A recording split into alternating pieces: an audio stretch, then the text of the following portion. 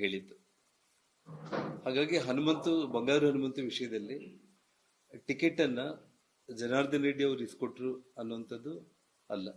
ಅದು S T reservation seat ಇತ್ತು, ಯಾರೋ ಒಬ್ಬ ಎಸ್ ಟಿಗೆ ಕೊಡಬೇಕಾಗಿತ್ತು. ಪಕ್ಷ ಬಂಗಾರು ಹನುಮಂತು ಅವ್ರಿಗೆ ಟಿಕೆಟ್ ಕೊಡಬೇಕು ಅಂತೇಳಿ ತೀರ್ಮಾನ ಮಾಡಿ, ನೀವು ಅಲ್ಲೇ ಸಂಡೂರಲ್ಲಿ ಇದ್ದು ಕೆಲಸ ಮಾಡಿ, ಪಕ್ಷಕ್ಕೋಸ್ಕರ ಕೆಲಸ ಮಾಡಿ ಅಂತೇಳಿ ನನಗೆ ನಾನು ಹೋಗಿ ಕೆಲಸ ಮಾಡಿದೆ. ಈ ಒಂದು ಸಂದರ್ಭದಲ್ಲಿ ಅಲ್ಲಿ ಯಾರು ಏನು ಹೇಗೆ ಕೆಲಸ ಮಾಡಿದ್ರು ಅನ್ನೋದಲ್ಲ. ಅಲ್ಲಿ ಸನ್ಮಾನ್ಯ 83 ವಯಸ್ಸು ಇಳಿ ವಯಸ್ಸಲ್ಲಿ ಕೂಡ ಸನ್ಮಾನ್ಯ ಯಡಿಯೂರಪ್ಪ ಅವರು ಅಲ್ಲಿ ಬಂದು ಪ್ರಚಾರ ಮಾಡಿದ್ರು. ನಮ್ಮ ಕರ್ನಾಟಕ ರಾಜ್ಯದ ಬಹುತೇಕ ಎಲ್ಲ ನಾಯಕರುಗಳು ಕೂಡ ಎಲ್ಲ ಹುದ್ದೆಗಳಲ್ಲಿ ಕೂಡ ಅಧಿಕಾರಿ ಇದ್ದಾಗ ಒಳ್ಳೆ ಹುದ್ದೆಗಳಲ್ಲಿ ಎಲ್ಲರೂ ಕೂಡ ಬಂದು ಪ್ರಚಾರ ಮಾಡಿದ್ರು.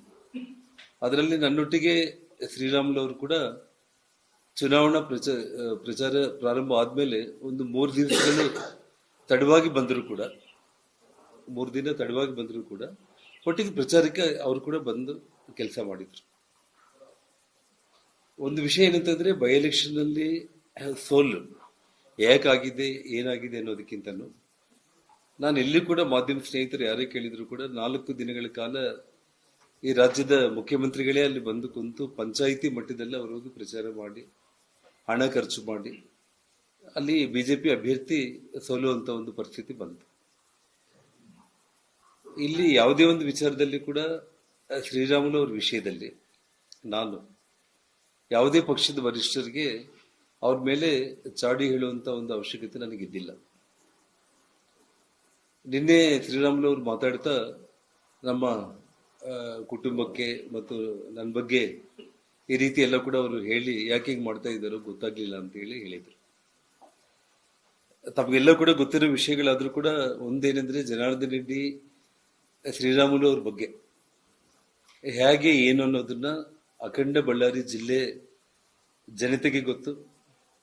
ಬಳ್ಳಾರಿಯಲ್ಲಿ ಪ್ರತಿಯೊಂದು ಮನೆಗೆ ತಾವು ಹೋದ್ರೆ ಮಾಧ್ಯಮ ಸ್ನೇಹಿತರು ಕತೆಗಳಾಗಿ ಏನು ಬಳ್ಳಾರಿಯಲ್ಲಿ ಹೇಗೆ ಶ್ರೀರಾಮುಲು ಅವ್ರನ್ನ ಬೆಳೆಸಿದ್ದು ಜನಾರ್ದನ್ ರೆಡ್ಡಿ ಅನ್ನುವಂಥ ವಿಚಾರಗಳಾಗಿರ್ಬೋದು, ಬಳ್ಳಾರಿ ಜಿಲ್ಲೆ ಸುತ್ತಮುತ್ತಲಿನ ಜಿಲ್ಲೆಗಳಾಗಿರ್ಬೋದು, ಇಡೀ ಕರ್ನಾಟಕದ ಜನತೆಗೆ ಒಂದು ಮಾತಲ್ಲಿ ಹೇಳ್ಬೇಕು ಅಂತಂದ್ರೆ ಯಾವ ರೀತಿ ಏನು ಜನಾರ್ದನ್ ರೆಡ್ಡಿ ಅನ್ನೋ ವಿಷಯ ಗೊತ್ತು.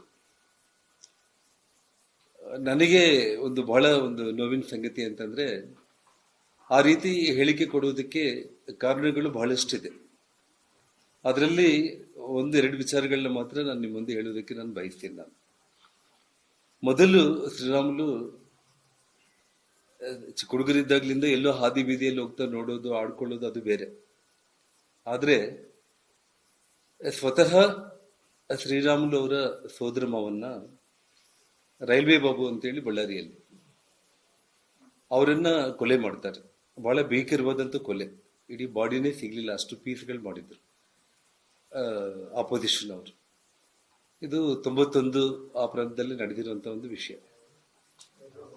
ಆ ಕೊಲೆ ನಡೆದಿರುವಂತ ಸಮಯದಲ್ಲಿ ನನ್ನ ಶೆಲ್ಟರ್ಗೆ ಪೂರ್ತಿ ಬಂದಿದ್ದು ಶ್ರೀರಾಮುಲು. ಅಂದ್ರೆ ಸುಮಾರು ಅವರು ಹೀಗೆ ನಿಂತ್ಕೊಂಡಿದ್ರೆ 2 ಶೂಗಳಲ್ಲಿ 2 ಚಾಕುಗಳನ್ನು ಇಟ್ಕೊಂಡು, 2 ಮುಣಗೈಯಲ್ಲಿ 2 ಚಾಕುಗಳು ಇಟ್ಕೊಂಡು, ಬೆನ್ನಿಗೆ ಬಿಟ್ಟು ಒಂದು 10-20 ಮಂದಿ ರೌಡಿ ಗುಂಪುಗಳ ಜೊತೆ ತಾನು ಕಾಪಾಡ್ಕೋಬೇಕು. ಅವತ್ತಿನ ಪರಿಸ್ಥಿತಿ ಹೇಗಿತ್ತು ಅಂದ್ರೆ, ಅವ್ರ ಸೋದರ ಮಾವನ್ನ ಕೊಲೆ ಮಾಡಿದ ತಕ್ಷಣ 2ನೇ ಟಾರ್ಗೆಟೇ ಶ್ರೀರಾಮುಲು ಆಗಿದ್ದ.